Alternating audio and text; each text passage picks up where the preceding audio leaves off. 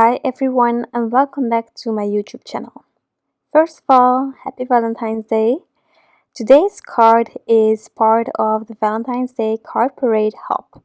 So this hop is actually a reveal hop because I don't know if you saw it, but Crafty Meraki did a Valentine's Day Card Parade, but with a twist.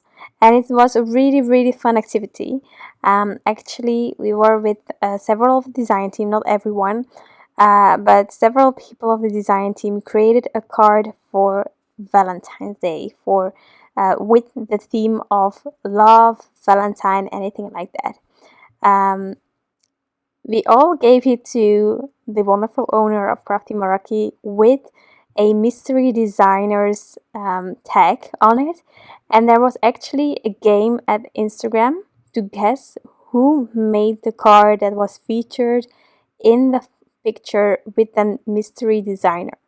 So we did that over several days, and so everyone was guessing and playing along, and it was so much fun to see and to do the guessing. Even I, who can check out who made what, I was guessing myself who was creating those gorgeous cards. And then we all saw your amazing reactions, and people guessed my card, of course, as well. It was really a lot of fun, and I just love this idea from Crafty Meraki to do it this way. It's a bit more unique, I think, and it was just a lot of fun at the same time. Then, of course, there was some prizes to win there, so that was fun. So everyone who played along might just won a prize. I don't know if you played along, I hope you did.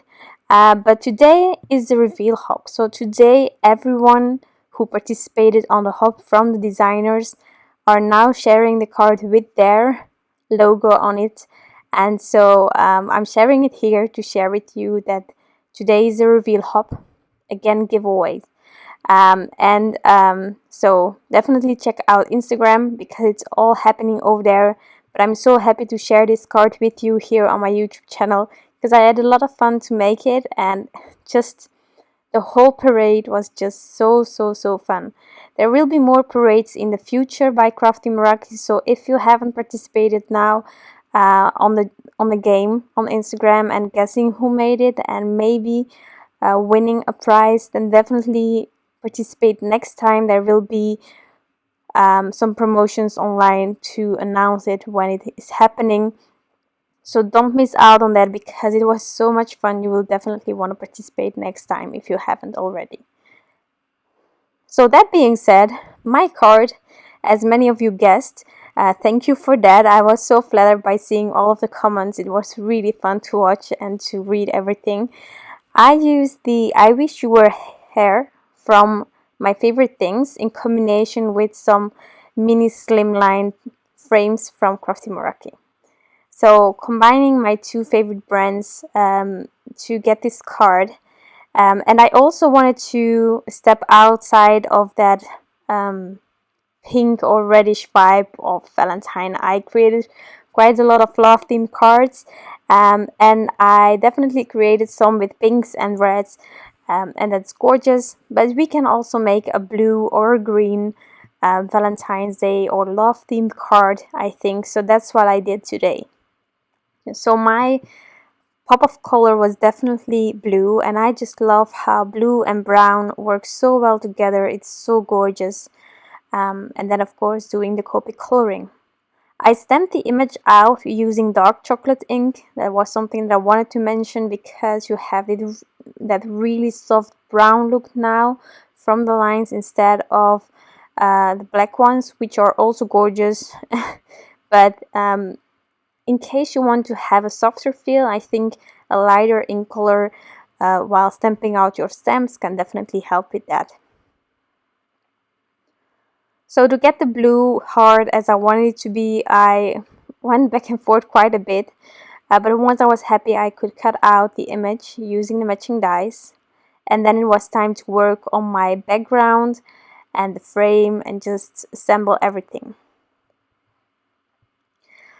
So to give my background a bit of interest, I decided to add a bit of a background stamp on top of it before starting on my ink blending.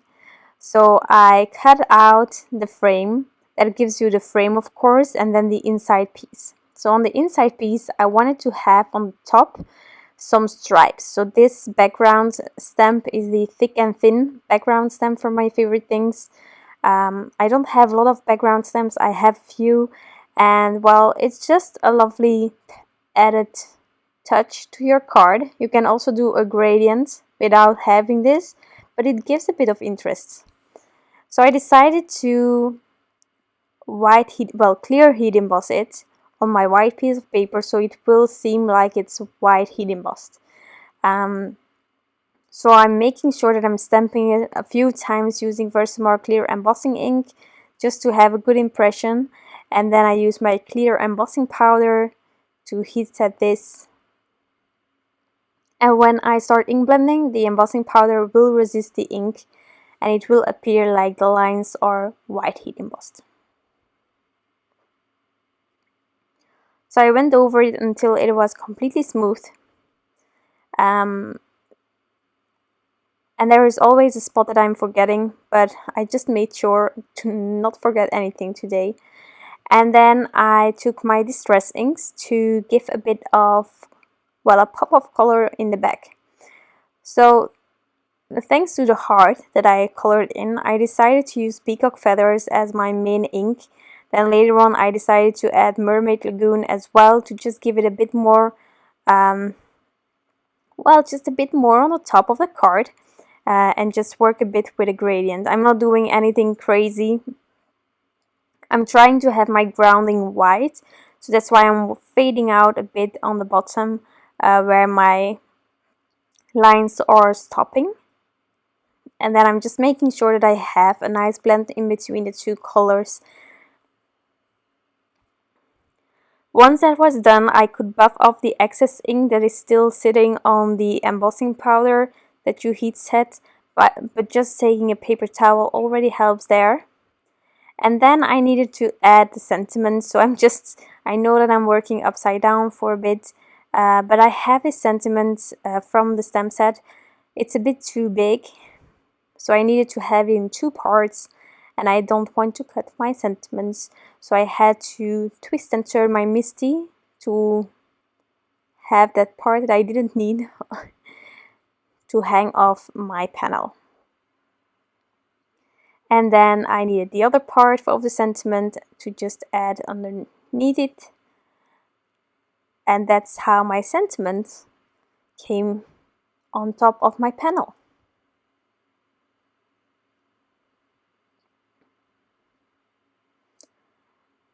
Next up, time to add my, well, it's a hare, but I want to say bunny every time, but you know, I'm going to add it using thin foam squares, just a tiny bit of dimension. And then I was thinking, can I add maybe a pool heart droplets, and which ones? Because I have two types of blue. The one is a bit matte and the other one is see-through. So I decided to go for the pool hearts from Little Things from Lucy's Cards. I had a bit of a smudge, fixed that with my scent eraser, and then I just placed a few hearts here and there on my panel. And once I was happy with placement, I could add it with some liquid glue as well.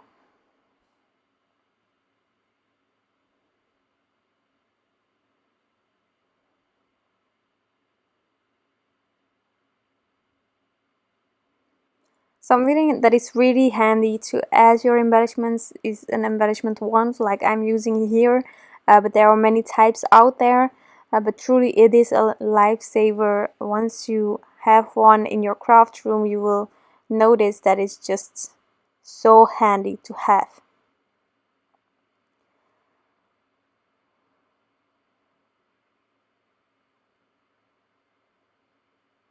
So for the frame, I decided to add it just a bit higher up, and so I used Darice foam strips. These are really thin foam strips, really handy to add just when you want a bit of dimension and you don't want to cut down your foam tape to small slivers. These are already small slivers, And I added already my adhesive roller on the background to just be able to inlay my panel afterwards. So I'm removing the backings from the frame and then I'm lining it up as straight as possible on my mini Slimline card base. And then it's time to add my panel. Just inlaying it really simple.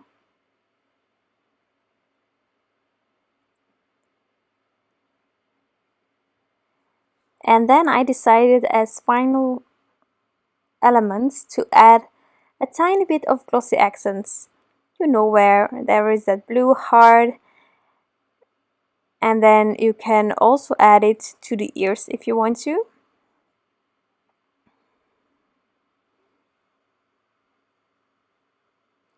But this is my card for today. Thank you so much for everyone who played along on Instagram. I was so flattered by all of your great comments and just you figuring out that this was me. I had a lot of fun creating this card and seeing how the parade went down. I cannot wait for the next parade organized by Crafty Meraki. I hope that you are excited as well. Thank you so much for stopping by and taking your time to watch this video. I truly appreciate you all and I wish you an incredible day. Bye!